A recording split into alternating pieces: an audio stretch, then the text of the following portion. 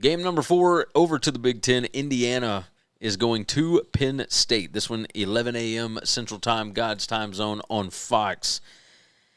And Indiana, a 14 to 14.5 point road favorite, total of 48.5 to 49.5, depending on the book. The last meeting between these two was in Happy Valley in 2023. Penn State won that one 33 to 24 as a 31-point favorite there. So Indiana kept it close. That was before the Signetti era began, right? Indiana 2-25 straight up all time against Penn State. They are 0-13 all time in Happy Valley. Indiana 6-2 against the spread as a road favorite the last 5 years. Indiana is 2-1 against the spread on the road this year. Penn State 0-5 against the spread at home this season thus far.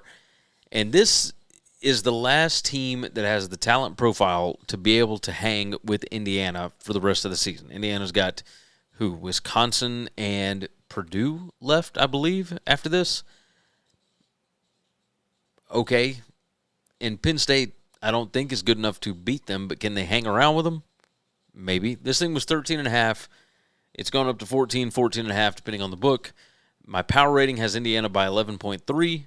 Last 4 weeks only has Indiana by 8.71, but the projected stat spread has Indiana by 15.27. Interesting number.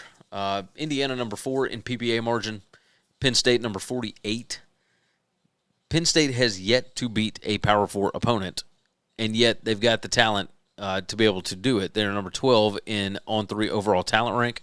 Indiana number 46. Special teams efficiency, both teams are inside the top 15, so that's good. Penalties per game, both are inside the top 10.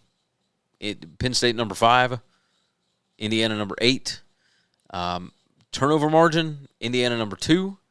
Penn State is number 50. They are only number 65 in takeaways per game, so I would not look for turnovers to be a big part of this.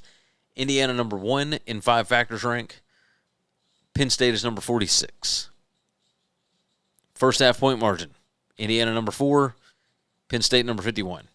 Second half point margin, Penn State number 36, Indiana number 1. Indiana turns on the Jets in the second half.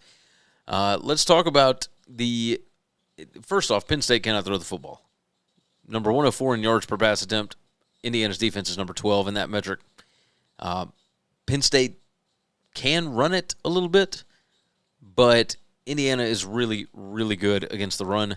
Penn State number 29 in offensive line yards. Indiana number 30 in offensive line yards allowed. Penn State number 8 in stuff rate allowed. Indiana number 3 in stuff rate. Yeah, the one thing that Penn State does well, Indiana is very adept at stopping it. Points per scoring opportunity, Penn State number 33 on offense.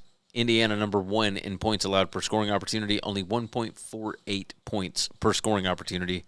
That's nuts. You're going to have a hard time finishing drives against that Indiana defense.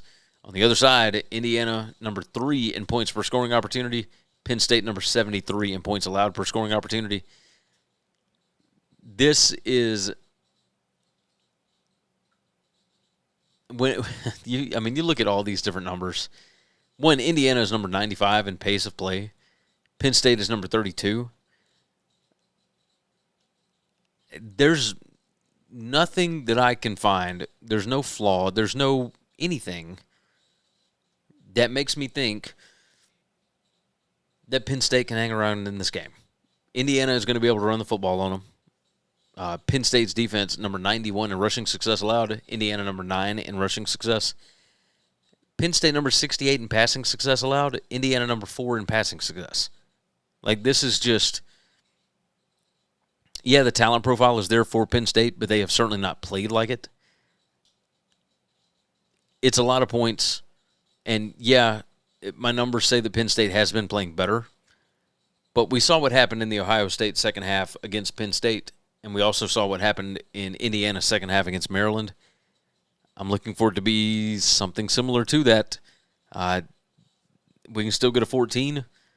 I'll take Indiana minus 14. They know that this is the last real test, and I think they are going to pass it with flying colors. Give me Indiana minus 14 on the road. I think they will handle this one.